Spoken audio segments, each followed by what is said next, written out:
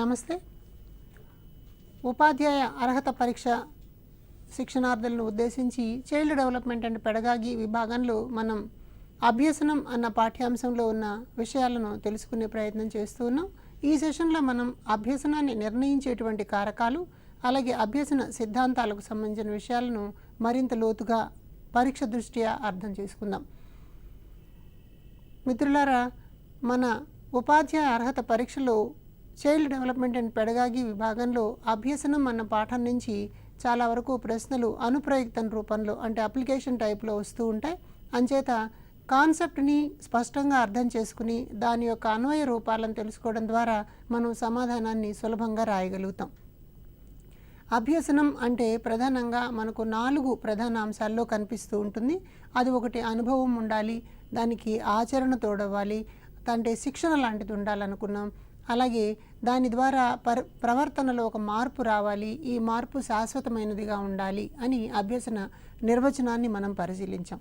కాబట్టి అనుభవాల ద్వారా వ్యక్తి ప్రవర్తనలో వచ్చే స్థిరమైన శాశ్వతమైనటువంటి మార్పుని మనం అభ్యసనం అంటాం. కాబట్టి ఈ అభ్యసనాన్ని ప్రభావితం చేయడంలో చాలా రకాల కారకాలు పనిచేస్తూ ఉంటాయి. వీటిలో మనం ముఖ్యంగా అభ్యాసకుడికి సంబంధించినటువంటి కారకాలు, అభ్యసన అంశానికి సంబంధించినవి, అభ్యసించే పద్ధతికి సంబంధించినవి అని 3 రకాలుగా చూస్తాం. అభ్యాసకుడు అంటే విద్యార్థి లేదా వ్యక్తి ఎవరైనా సరే సరైనటువంటి పరిపక్వత సాధించినప్పుడు మాత్రమే అతని విషయాలను నేర్చుకోగలుగుతాడు. కాబట్టి పరిపక్వత అన్నది ఒక ప్రధానమైనటువంటి అంశం. అట్లాగే వ్యక్తిలో ఉన్న సహజ సామర్థ్యాలు, ప్రేరణ, ఏకాగ్రత, వైఖరి, అవసరాలు, ఆసక్తులు, ప్రజ్ఞాపాఠవాలు, శారీరక మానసిక అంశాలు ఇవన్నీ కూడా వ్యక్తి యొక్క అభ్యసనం మీద ప్రభావాన్ని చూపిస్తాయి. కాబట్టి అభ్యసన సన్నివేశంలో వ్యక్తికి ధారణ కలగాలి అంటే, ఏకాగ్రత ఉండాలి అనంటే అది తప్పనిసరిగా అతనికి ఉపయోగకరమైన అంశంగా ఉండాలి. అంటే అతని అవసరాలను తీర్చేదిగా ఉండాలి, అతని ఆసక్తులకు అనుకూలంగా ఉండాలి. కాబట్టి పాఠశాలలో కల్పించేటువంటి అభ్యసన అనుభవాలన్నీ కూడా పిల్లల ఆసక్తులకు, పిల్లల అవసరాలకు ప్రాధాన్యతనిచ్చేవిగా ఉండి వారి ఉద్వేగాలను పెంపొందించేవిగా కనిపించాలి. అట్లాగే వారిలో మంచి అలవాట్లను పెంపొందించడానికి పనికొచ్చేవిగా కనిపించాలి.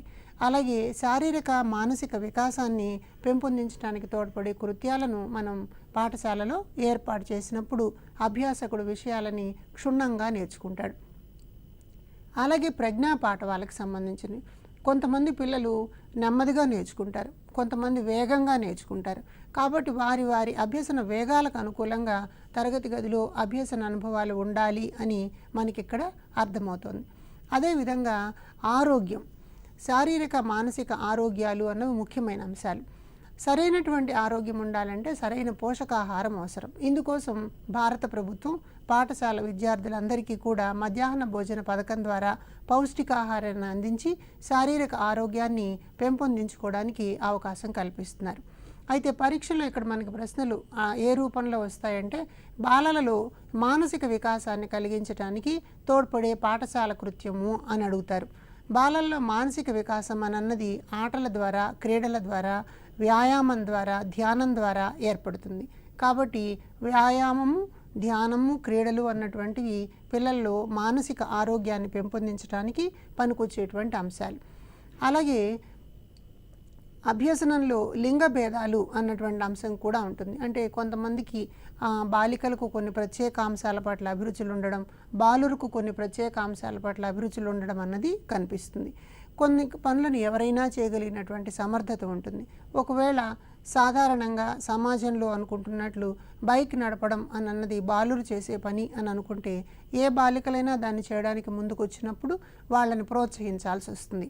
అలాగే సైన్యంలో చేరడం, విమానాలు నడపడం, అలాగే పెద్ద పెద్ద శారీరక శ్రమతో కూడినటువంటి పనులు చేసే సందర్భాల్లో కూడా స్త్రీ పురుష సమానత్వాన్ని పాటిస్తూ అక్కడ మనం అవకాశాలు కల్పించాలి. అందుకని లింగ భేదాలు అన్నవి లేకుండా ఉన్న సందర్భంలో అభ్యాసకులు తమకు నచ్చినటువంటి అంశాన్ని వేగంగా నేర్చుకోవడానికి అవకాశం కలుగుతుంది. బాలల హక్కుల చట్టాలు కూడా స్త్రీ పురుష భేదాన్ని చూపించకూడదు అని చెప్తాయి. అలాగే సమ్మిళిత విద్యా తరగతి గదుల్లో కూడా బాలబాలికలిద్దరికీ సమాన అవకాశాలు ఉండాలి అని సూచిస్తాయన్నమాట. కాబట్టి అభ్యాసకుని పరమైనటువంటి అంశాలను మనం ఈ సందర్భంగా పరిపక్వత అన్నది ప్రధాన అంశంగా చూస్తాం. అంటే సరైనటువంటి శారీరక మానసిక పరిపక్వత రాకపోతే విషయాలను నేర్చుకోలేరు. అదేవిధంగా ఆ పరిపక్వత కలిగినటువంటి వారికి చిన్న అంశాలను బోధించినప్పుడు కూడా వాటి పట్ల ఆసక్తి లేకుండా ఉంటుంది. అందుకని వయసుకి స్థాయికి తగినటువంటి అంశాలను నేర్పాలి. అందుకే మన వాళ్ళు క్లాస్ స్పెసిఫిక్ లెర్నింగ్ అవుట్కమ్స్ అంటారు.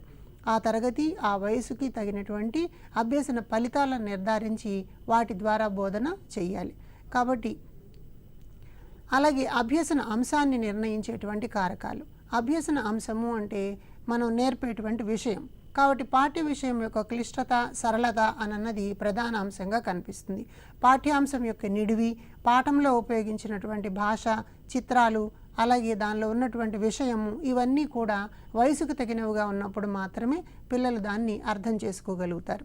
కాబట్టి వివరణాత్మకంగా ఉండేటువంటి భాషాభ్యసన సన్నివేశాలు కలిగిన పాఠ్యపుస్తకాలు పిల్లలకు అందుబాటులో ఉండడం అవసరమని చెప్తారనమాట. అందుకని మనం గ్రంథాలయంలో బాలలకు పుస్తకాలు అందించేటప్పుడు బాలలకు తగినటువంటి కథా పుస్తకాలని, తర్వాత పరిశీలనా గ్రంథాలని అందుబాటులో ఉంచే ప్రయత్నం చేస్తాం. అలాగే ముఖ్యమైనది అభ్యసించేటువంటి పద్ధతి. పిల్లలు నేర్చుకోవడానికి ఒక క్రమమైన అనుకూలమైనటువంటి పద్ధతిని ఉపాధ్యాయుడు అనుసరించాలి. సాధారణ తరగతి గదుల్లో అందరు పిల్లలకి ఒకే తరహా బోధన చేసినప్పుడు పిల్లలు విషయాన్ని నేర్చుకోవడంలో వెనుకపడుతూ ఉంటారు. అందుచేత ఉపాధ్యాయుడు పిల్లల అభ్యసన వేగాలను గుర్తుపట్టి వైయక్తిక బోధనాభ్యసన వ్యూహాలను తరగతి గదిలో అమలు చేయాల్సిన అవసరం కనిపిస్తుంది. అందుకని అభ్యసించేటువంటి పద్ధతి, బోధనా పద్ధతి ఇవి కూడా ప్రభావం కలిగిస్తాయన్నమాట. మనం తరగతి గదుల్లో ప్రాథమిక పాఠశాల స్థాయిలో కృత్యాధార బోధన, పాల్గొంటూ నేర్చుకోవడం, తర్వాత పార్టిసిపేటరీ అప్రోచ్ ఇలాంటి రకాలైనటువంటివి అంటే పరిశీలన పద్ధతి, ప్రయోగ పద్ధతి, అన్వేషణ పద్ధతి, కృత్యాధార పద్ధతి ఇలాంటి రకాలైనటువంటి పద్ధతులు ఉన్నప్పుడు అభ్యసించేటువంటి పద్ధతి పిల్లలు నేర్చుకోవడం మీద ప్రభావం చూపిస్తుంది. అలా కాకుండా పిల్లలని అభ్యసన ప్రక్రియల్లో పాల్గొనడానికి అవకాశం లేని కేవలం వినేటువంటి అంశాలనే మనం తరగతి గదిలో పెట్టినట్టయితే అభ్యసన వేగవంతంగా జరగదు అని మనకి ఈ అంశంలో తెలుస్తోంది. కాబట్టి అభ్యసనాన్ని నిర్ణయించేటువంటి కారకాల పట్ల మనకి పరీక్షలో ప్రశ్నలు రావడానికి అవకాశం ఉంది. ఈ విషయాలని ఒకసారి మళ్ళీ క్షుణ్ణంగా గమనించండి. అదేవిధంగా మరొక ముఖ్యమైన అంశం ఏంటంటే అభ్యసనం జరగాలి అని అంటే వ్యక్తి స్వతసిద్ధంగా కానీ ప్రేరణ పొంది ఉండాలి. అంటే ప్రేరణ ద్వారా వ్యక్తి అభ్యసించడానికి అవకాశం కలుగుతుంది. అది ప్రేరణ ఎలా వస్తుంది అని చూసినప్పుడు వ్యక్తికి అవసరం అని అనిపించినప్పుడు దానిని ప్రేరణ పొందుతాడు. ఈ ప్రేరణ అభ్యసనానికి మూలం అని చెప్పారు క్రో అండ్ క్రో అన్న మనోవైజ్ఞానికులు. ప్రేరణ లేకపోతే అభ్యసనం జరగదు. ప్రేరణ జరగాలి అని అంటే అవసరాలు, ఆసక్తులు ఉన్నప్పుడు మాత్రమే ప్రేరణ జరుగుతుందన్నమాట. మానవ ప్రవర్తనకు ప్రేరణ మూలాధారం అని అన్నాడు వుడ్వర్త్. అంటే మనిషి ఏదైనా ఒక ప్రవర్తన విధానాన్ని ప్రదర్శిస్తున్నాడంటే దానికి కారణం ప్రేరణ. ఒక వ్యక్తి ఉన్నత స్థాయికి ఎదగాలన్నటువంటి స్వీయ ప్రేరణ ఉన్నప్పుడు అతను నిరంతర కృషి చేసి ఆ పనిని చేస్తాడు. లేదా ఒక వ్యక్తి క్రీడాకారుడుగా మారాలి అని కోరిక ఉన్నప్పుడు ఆ ప్రేరణ ద్వారా క్రీడా సాధన అన్నది చేస్తాడు. ఒకళ్ళు మంచి చిత్రకారులుగా మారాలనుకున్నప్పుడు స్వయం ప్రేరణ ఉండడం ద్వారా వాళ్ళకై వాళ్ళే ఆ విషయాలను తెలుసుకుంటూ అన్వేషిస్తూ మనం ముందుకెళ్ళడం జరుగుతుంది. ఇవాళ కాలంలో మనం పిల్లల్ని చూస్తూ ఉంటాం. మొబైల్ ఫోన్ వాడకంలో చిన్న వయసు నుండే పిల్లలు చాలా ముందుగా ఉన్నట్టు మనకు తెలుస్తోంది. వాళ్ళు అలా ఎందుకు చేయగలుగుతున్నారు అంటే స్వీయ ప్రేరణ ద్వారా మానవ ప్రవర్తనలో ఆ రకపు తేడా అన్నది మనకు కనిపిస్తుంది. అలాగే ప్రత్యేక లక్ష్యం వైపు వెళ్ళేలా మనిషిని ఉత్తేజపరిచే శక్తిని ప్రేరణ అనవచ్చు అన్నాడు బెర్నార్డ్ అన్న మనోవైజ్ఞానికుడు. అంటే ఒక ప్రత్యేక లక్ష్యాన్ని నిర్ధారించుకుని ఆ లక్ష్యం వైపుకు ముందుకు వెళ్ళడానికి మనిషిని నడిపేటువంటి ఒక అంతర్గత శక్తి. తను ఒక కోరిక కోరుకున్నాడు, ఒక మంచి నటుడుగా ఎదగాలి అని కోరుకున్నప్పుడు అతను నట శిక్షణ పొందడానికి, ఆ రంగంలో ఉన్నటువంటి విశేషాలను తెలుసుకోవడానికి ప్రయత్నం చేస్తాడు. ఒకడు మంచి కళాకారుడుగా మారాలనుకున్నాడు, లేదా గణితంలో ఒక మంచి నిపుణుడుగా మారాలనుకున్నాడు. ఆ ప్రత్యేక లక్ష్యాన్ని నిర్ధారించుకున్న తర్వాత ఆ లక్ష్యం చేరే వరకు నిద్రపోకుండా కృషి చేసేదానికి పనికొచ్చే శక్తిని ప్రేరణ అంటారు. అందుకని జాన్ పి డెసెకో అన్న మనోవైజ్ఞానికుడు ప్రేరణ అభ్యసనానికి రాచబాట అని చెప్పాడు. అభ్యసన బాగా జరగాలి అని అంటే ప్రేరణ ఉండాలి. ప్రేరణ ఉన్నప్పుడు వ్యక్తి తనకై తానే ముందుకెళ్ళి ఆ అభ్యసన సన్నివేశాల్లో పాల్గొంటాడు. అయితే ఇలాంటి అభ్యసన సాధారణంగా ఎలా ఉంటుంది అని చూసినప్పుడు ఒకటి అంతర్ప్రేరణ అంటాం. అంటే తనకై తానే స్వయంగా ప్రేరేపితుడు కావడం. దీనిని మనం స్వీయ ప్రేరణ అని కూడా చెప్పవచ్చు. తనకై తానే నిర్ణయించుకుంటాడు. నేను ఈ సంవత్సరం ఈ పరీక్షలో ఎక్కువ మార్కులు సాధించాలి అని నిర్ణయించుకుంటే ఆ దిశగా అతను అభ్యసనం చేస్తాడు. లేదా నేను సైకిల్ తొక్కడం నేర్చుకోవాలి అని అనుకున్నప్పుడు దాని కింద పడ్డా సరే, ఎన్ని ఆటంకాలు ఎదురైనా సరే సాధించే ప్రయత్నం చేస్తాడు. ఇలా చేస్తే దాన్ని మనం స్వీయ ప్రేరణ లేదా అంతర్ప్రేరణ అంటాం. కొన్ని సందర్భాల్లో బాహ్య ప్రేరణ అని ఉంటుంది. అంటే బయట నుండేటువంటి శక్తుల ద్వారా వ్యక్తి అభ్యసన ప్రక్రియలో పాల్గొనాలి అని చెప్పి కోరుకుంటాడు. ఉదాహరణకి ఎవరైనా ఒక రోల్ మోడల్ లాంటి వ్యక్తి వారి ఊర్లో, గ్రామంలో, పరిసరాలలో పేదరికం స్థాయిలో ఉండి కూడా కష్టపడి చదివి ఐఏఎస్ లాంటి స్థానాన్ని పొందిన వాళ్ళని స్ఫూర్తిగా తీసుకుని నేను కూడా అలాంటి స్థానానికి చేరాలి అని కోరుకుంటే దానిని బాహ్య ప్రేరణ అంటాం. అలాగే తల్లిదండ్రులు, ఉపాధ్యాయులు నువ్వు పరీక్ష పాస్ అయినట్లయితే నీకు బహుమానం ఇస్తాము, సైకిల్ కొనిస్తాము ఇలాంటివి చెప్పినప్పుడు వాళ్ళు కష్టపడి చదవడానికి ప్రయత్నం చేస్తారు. ఇలాంటి వాటిని మనం బాహ్య ప్రేరణ అంటాం. కొన్నిసార్లు సాధన ప్రేరణ అన్నటువంటి అంశం ఉంటుంది. సాధన ప్రేరణ అంటే ఒక పనిని చేస్తూ ఉన్నప్పుడు వచ్చేటువంటి ఫలితాల ద్వారా ఒక సంతృప్తి కలుగుతూ ఉంటుంది.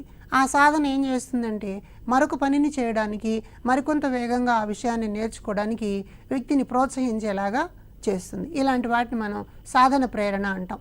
ఉదాహరణకి ఒక క్రీడాకారుడు పాఠశాల స్థాయిలో బ్యాడ్మింటన్లో మంచిగా రాణించాడు అనుకుందాం. ఆ పాఠశాలలో ఉండే వ్యాయామ ఉపాధ్యాయుడు అతని సాధనని మెచ్చుకుంటాడు.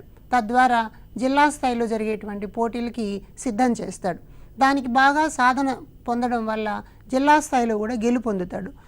తద్వారా వచ్చినటువంటి ప్రేరణ అతన్ని రాష్ట్ర స్థాయిలో పాల్గొనేలాగా ప్రేరణ పొందడానికి అవకాశం కలుగుతుంది. కాబట్టి చేస్తూ ఉన్నటువంటి సాధన మంచి ఫలితాలను ఇస్తున్నప్పుడు మరింత ఉన్నత స్థానానికి ఎదగడానికి వ్యక్తి తనకై తానే ప్రేరణ పొందితే దానిని మనం సాధన ప్రేరణ అంటాం. ఈ 3 అంశాల మీద కూడా గతంలో మన టెట్ డిఎస్సీలలో చాలా ప్రశ్నలు అడిగారు. కాబట్టి ఉదాహరణల రూపంలో ఈ ప్రశ్నలు ఉంటాయి. అంతర్ప్రేరణ అంటే తనకై తానే ప్రేరితుడు కావడం, బాహ్య ప్రేరణ అంటే బయట నుండేటువంటి వ్యక్తులు, బహుమతులు ఇలాంటి వాటి ద్వారా ప్రేరణ పొందడం, సాధన ప్రేరణ అంటే చేస్తున్న పనిలో వచ్చేటువంటి విజయాలు ప్రోత్సాహం కల్పించడం ద్వారా సాధన ద్వారా ముందుకెళ్ళే ప్రయత్నం జరిగితే దానిని సాధన ప్రేరణ అంటారు.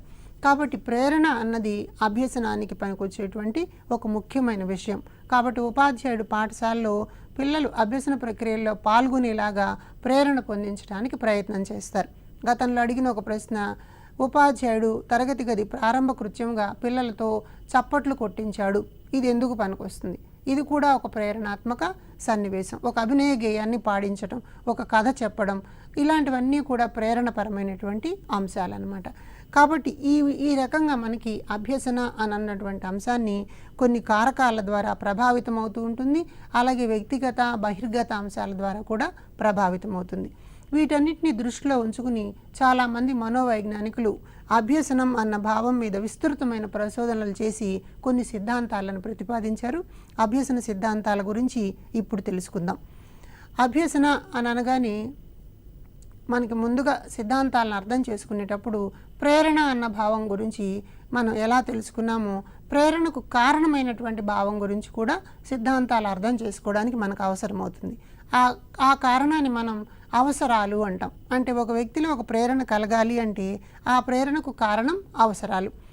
అవసరాలు అన్న అంశం మీద పరిశోధన చేసిన మనోవైజ్ఞానికుడు అబ్రహాం మాస్లో. ఈయన అవసరాల క్రమానుగత శ్రేణీ సిద్ధాంతము అన్నదాన్ని ప్రవేశపెట్టాడు. ఈ అవసరాలు సాధారణంగా 2 రకాలుగా ఉంటాయి. ఒకటి ప్రాథమిక అవసరాలు, 2 గౌణ లేదా సెకండరీ నీడ్స్ అంటాం అన్నమాట.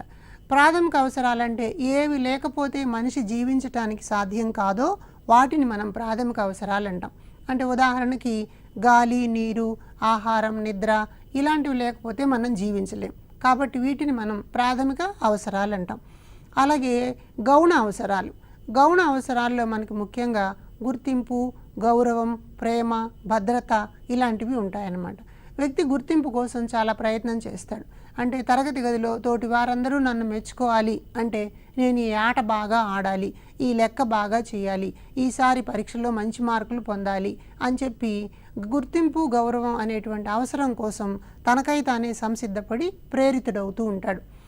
కాబట్టి రైట్ టు ఎడ్యుకేషన్ యాక్ట్ కూడా ఒక మాట చెప్తుంది. పిల్లలను తరగతి గదిలో గుర్తింపు గౌరవం కలిగించేలాగా చూడాలి, పిల్లలను తప్పనిసరిగా పేరు పెట్టి పిలవాలి, అరే ఒరే అని అనకూడదు అని బాలల హక్కులు రైట్ టు ఎడ్యుకేషన్ యాక్ట్ తెలియజేస్తున్నాయి.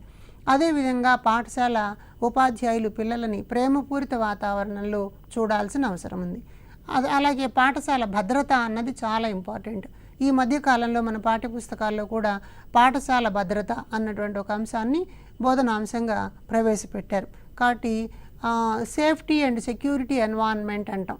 దీనికోసం పాఠశాలల్లో పాఠశాల భద్రత ప్లెడ్జ్ కూడా ఒకటి నిర్వహిస్తారు. అలాగే ప్రతి స్కూల్ కూడా స్కూల్ సేఫ్టీ ప్లాన్ అన్న దాన్ని తయారు చేసి పాఠశాలలో ప్రదర్శిస్తుంది. పాఠశాల పిల్లలు సంరక్షించడం కోసం, ఎలాంటి రకాల ప్రమాదాల నుంచైనా కాపాడడం కోసం పాఠశాల అనుసరించేటువంటి వ్యూహాలను తెలియజేసి పట్టికని పాఠశాల సేఫ్టీ ప్లాన్, పాఠశాల భద్రతా సమాచారము అని చెప్పి అంటారనమాట. అయితే స్కూల్లో ఇవన్నీ అంశాలు సంతృప్తి పొందడం కోసం మనం అబ్రహాం మాస్లో చెప్పిన అవసరాల క్రమానుగత శ్రేణి సిద్ధాంతం ప్రకారం కొన్ని రకాల కృత్యాలు నిర్వహిస్తూ ఉంటాం. అయితే వీటి ఆధారంగా చేసుకుని మనం ప్రేరణ పొందడం, ప్రేరణ ద్వారా సాధన చేయడం, సాధన ద్వారా అనుకున్నటువంటి లక్ష్యాన్ని సాధించడం అన్నది కనిపిస్తుంది. కాబట్టి వరుస క్రమాన్ని మనం చూసినట్లయితే వ్యక్తి చుట్టూ ఉండే పరిసరాలలో నుంచి కొన్ని అవసరాలు పుట్టుకొస్తాయి. ఆ అవసరాలను తీర్చుకోవడం కోసం వ్యక్తి ప్రేరణ చెందుతాడు. ప్రేరణ ద్వారా సాధన చేసే ప్రయత్నం చేస్తాడు. సాధన ద్వారా ఫలితాన్ని సాధిస్తాడు. కాబట్టి అభ్యసన జరిగేటువంటి అవసరాలకి ఈ చివరి లెవెల్లో అవసరం అన్నది కనిపిస్తే ఆ చివరి లెవెల్లో అభ్యసనం అన్నది కనిపిస్తుంది అన్నమాట. కాబట్టి అవసరాల నుండి అభ్యసనం వరకు ప్రయాణం చేసేటువంటి దారిలో ప్రేరణ, సాధన ఇలాంటివి ముఖ్యమైన విశేషాలుగా కనిపిస్తాయి. కాబట్టి ఇలాంటి అభ్యసనం వ్యక్తుల్లో ఎలా ఉద్భవిస్తుంది, దాన్ని మనం అర్థం చేసుకోవాలంటే అసలు మనిషి ఎలా నేర్చుకుంటాడన్నటువంటి విశేషాలని మనం అభ్యసన సిద్ధాంతాల ద్వారా తెలుసుకోవచ్చు. ఇలాంటి అభ్యసన సిద్ధాంతాలని మనం రకరకాల కోణాల్లో చూస్తూ ఉంటాం. వాటిలో ఒకదాన్ని ప్రవర్తనావాదము అంటారు. ఎందుకంటే మనం నిర్వచనాలను పరిశీలిస్తున్నప్పుడు అనుభవం వల్ల, ఆచరణ వల్ల వ్యక్తి ప్రవర్తనలో ఏర్పడే దాదాపు శాశ్వతమైన మార్పు అంటున్నారు. కాబట్టి ప్రవర్తనలో వచ్చేటువంటి మార్పుగా మనం అభ్యసనాన్ని చూస్తున్నాం. కాబట్టి చాలామంది మనోవైజ్ఞానికులు దీనిని ప్రవర్తనావాద అంశంగా పరిగణించి చెప్తున్నారు. అందుకని దీన్ని సంసర్గవాదము అని కూడా అంటారు. అసోసియేట్ అయ్యేటువంటి థియరీ అనమాట. కాబట్టి సంసర్గము అని అంటే ఉద్దీపనకి ప్రతిస్పందనకి మధ్య ఏర్పడే సంసర్గమే అభ్యసనం అని చెప్పి ఇక్కడ ఒక మాట ఉంది. అంటే నేర్చుకోవడం అన్న విషయాన్ని ప్రవర్తనావాదులు ఏం చెప్తున్నారు, ఒక ఉద్దీపన ఉంటుంది, ఒక ప్రతిస్పందన ఉంటుంది, ఈ రెండింటి మధ్యన ఒక బంధం, ఒక సంసర్గం ఏర్పడుతుంది. అలా ఏర్పడేటువంటి బంధాన్ని లేదా సంసర్గాన్ని అభ్యసనం అని చెప్పవచ్చు అంటున్నారు. అంటే ఒక పనిలో పాల్గొనడానికి ప్రేరణ కల్పించేటువంటి ఒక పరిస్థితిని ఏర్పరిస్తే దానిని మనం ఉద్దీపన అంటాం. ఆ పరిస్థితిని సాధన చేయడం ద్వారా వ్యక్తి ప్రవర్తనలో వచ్చినటువంటి మార్పుని ప్రతిస్పందన అంటాం. కాబట్టి ఉద్దీపన అన్న దానికి కారణం ప్రేరణ అయితే అభ్యసించడం ద్వారా వచ్చినటువంటి ప్రవర్తన మార్పు ప్రతిస్పందన అవుతుంది. ఈ రెండు అంశాలని దృష్టిలో ఉంచుకుని ప్రవర్తనావాదులు విద్యా సిద్ధాంతాలని, అభ్యసన సిద్ధాంతాలని ప్రవేశపెట్టారు. అలాంటి వాళ్ళలో ముఖ్యులు Ivan Pavlov, Skinner, Thorndike. Ivan Pavlov, Skinner, Thorndike వీళ్ళు ముగ్గురు కూడా ప్రవర్తనావాద సిద్ధాంతాలని బలపరిచారన్నమాట. అలాగే గెస్టాల్ట్ వాదము లేదా అంతర్దృష్టి అభ్యసనము అని ఒకటి ఉంటుంది. గెస్టాల్ట్ వాదం ప్రకారం ఏం చేస్తారంటే చుట్టూ ఉన్నటువంటి ప్రకృతిని, పరిసరాలను పరిశీలించడం ద్వారా ఒక వినూత్నమైనటువంటి ఆలోచన ద్వారా సమస్య పరిష్కారాన్ని కనుక్కునే ప్రయత్నం చేస్తారు. కాబట్టి గెస్టాల్ట్ వాదాన్ని మొత్తం నుండి భాగాలకు జరిగేటువంటి అంశము అంటారనమాట. అంటే మొత్తాన్ని పరిశీలించటం ద్వారా, సమగ్రంగా పరిశీలించటం ద్వారా అక్కడ ఏమేమి వనరులు ఉన్నాయి, ఏమేమి సౌకర్యాలు ఉన్నాయి, దేనిని ఎలా ఉపయోగించుకోవడం ద్వారా ఇచ్చిన సమస్యకి పరిష్కారాన్ని కనుక్కోగలము అన్నది చూస్తారు. కాబట్టి గెస్టాల్ట్ వాదులని అంతర్దృష్టి అభ్యసనం కింద పరిగణించేటువంటి అవకాశం ఉంది. అలాగే మరొక రకమైనటువంటి వాదాన్ని మనం నిర్మాణాత్మక వాదము అంటాం. ఇది కన్స్ట్రక్టివిజం అంటాం. ఈ మధ్యన 21వ శతాబ్ది కాలంలో దేశమంతా కూడా, ఈ ప్రపంచమంతా ఈ రకపు నిర్మాణాత్మక సిద్ధాంతం వైపుకి మరలిందనమాట. దీన్ని ప్రవేశపెట్టిన వాళ్ళలో వైగాట్స్కీ ముఖ్యుడు. వైగాట్స్కీ సాంఘిక సాంస్కృతిక అభ్యసన సిద్ధాంతము అని చెప్పాడు. అంటే అభ్యసన అన్నది కల్చర్తో సంస్కృతితో బేస్ అయి ఉంటుందన్నమాట. కాబట్టి ఒక అభ్యసనం జరగాలి అని అంటే అక్కడ కల్పించేటువంటి అభ్యసన అనుభవాలు పిల్లలు జ్ఞానాన్ని నేర్చుకోవడానికి పనికొచ్చేలాగా ఉండాలి. అంచేత జ్ఞానాన్ని ఎవరో నేర్పటం కాకుండా అభ్యసన సన్నివేశంలో పాల్గొనడం ద్వారా పిల్లలు సొంతంగా జ్ఞానాన్ని నేర్చుకుంటారు.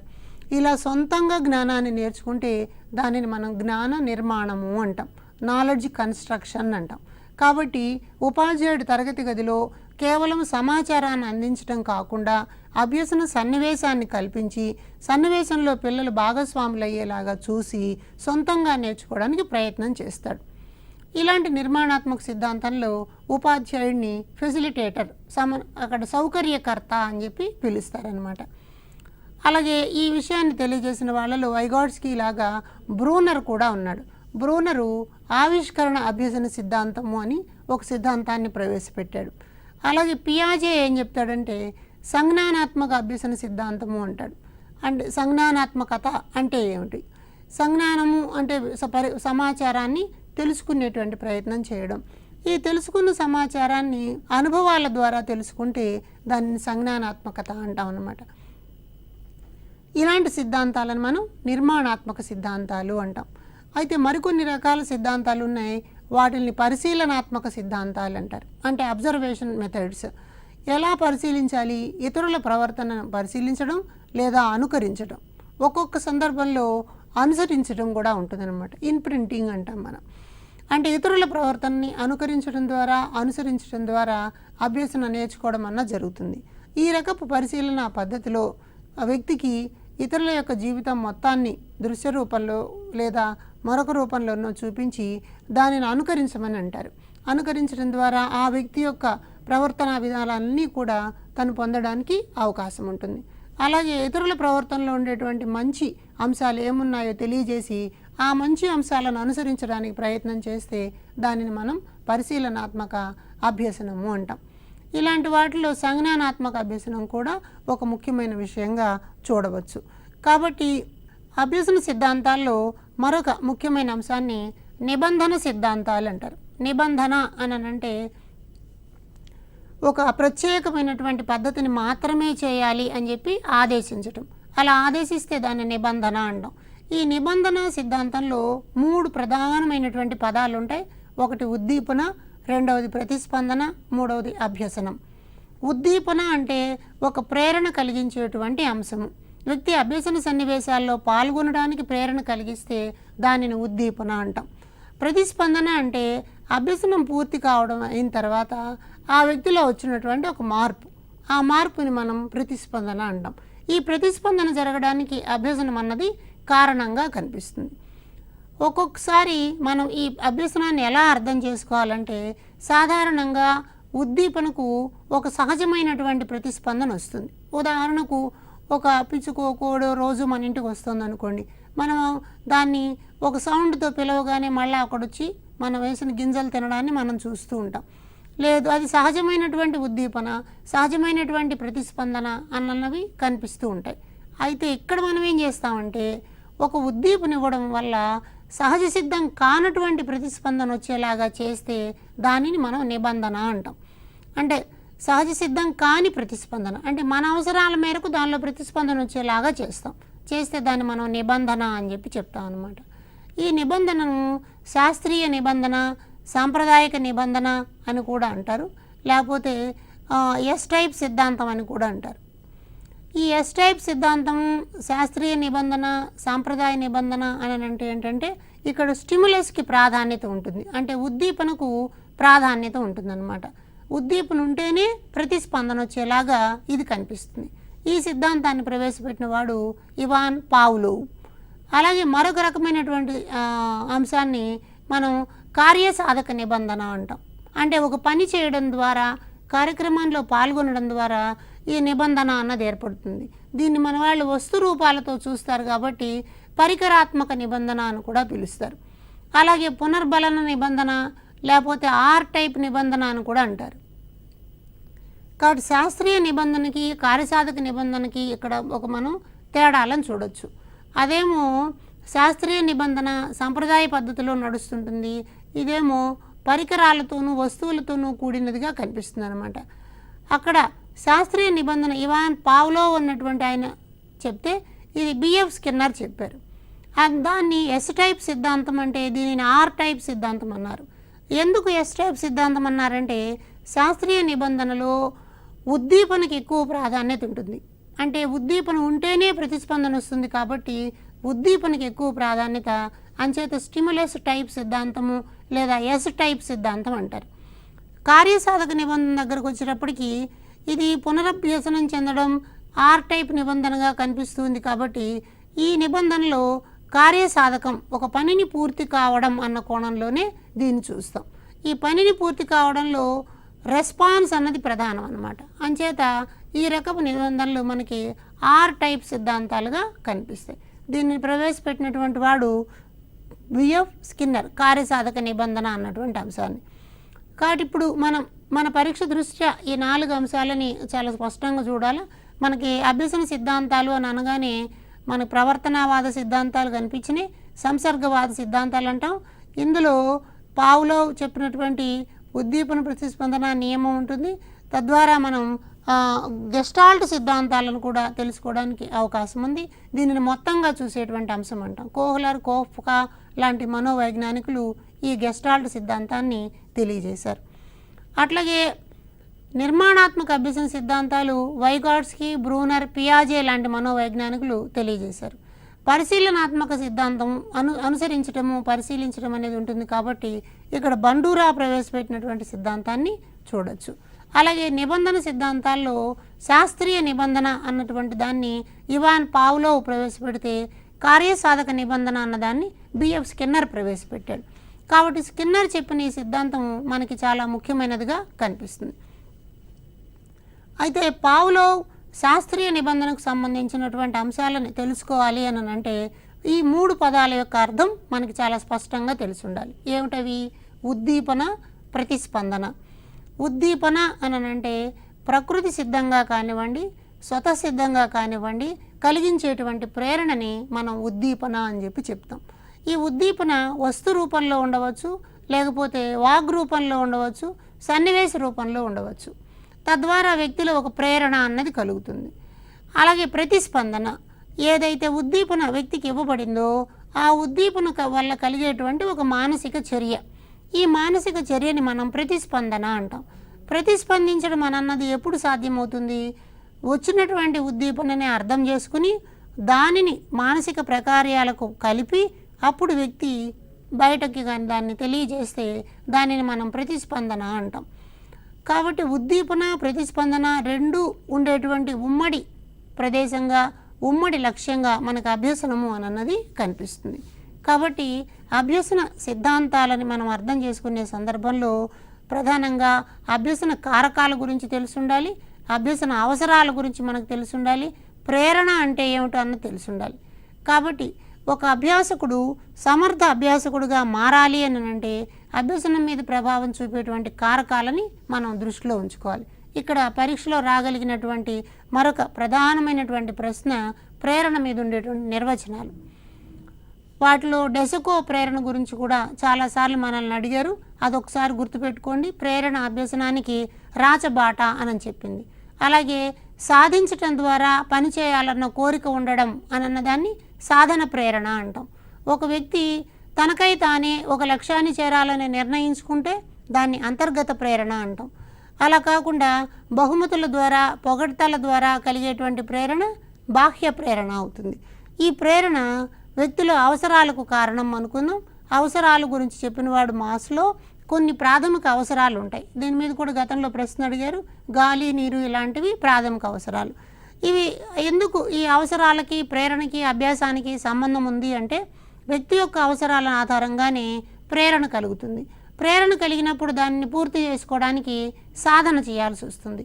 సాధన చేసినప్పుడు అభ్యసనం వస్తుంది. కాబట్టి ఈ 4టి మధ్య సంబంధంగా మనం అభ్యసన అన్న భావాన్ని చూస్తాం.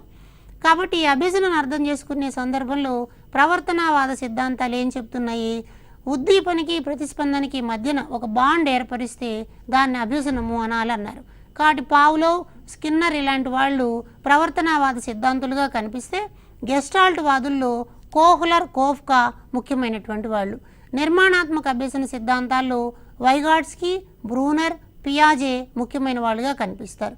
అలాగే పరిశీలనాత్మక అభ్యసనంలో ఆల్బర్ట్ బండూరా లాంటి శాస్త్రవేత్తలు మనకు కనిపిస్తారు. ఈ అంశాలను దృష్టిలో ఉంచుకుని నిబంధన అన్న దాన్ని మనం అర్థం చేసుకునే ప్రయత్నం చేద్దాం. కాబట్టి తద్వారా మంచి మార్కులు పొందడానికి కూడా వీలు కలుగుతుంది. ఒకసారి ఈ భావనలన్నింటినీ సరైనటువంటి ఉదాహరణలతో మీరు కూడా విశ్లేషించే ప్రయత్నం చేయండి అని కోరుకుంటూ ధన్యవాదాలు.